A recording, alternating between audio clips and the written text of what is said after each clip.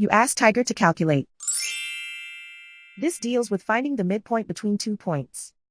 The midpoint between the 2 points is 44, negative 18.5. Let's solve it step by step. Plot the 2 points and calculate the midpoint using the formula. The coordinates of point 1 are, x1 equals 49, y1 equals negative 50. The coordinates of point 2 are, x2 equals 39, y2 equals 13. PM represents the midpoint of the 2 points.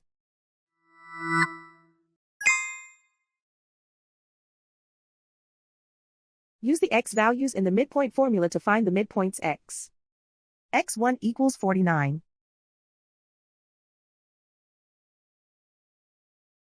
x2 equals 39.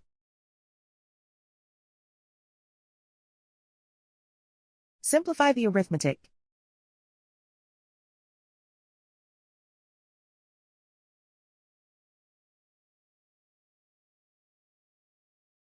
Use the y values in the midpoint formula to find the midpoints y. y1 equals negative 50.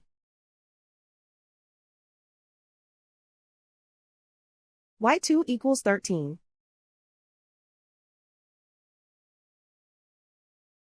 Simplify the arithmetic.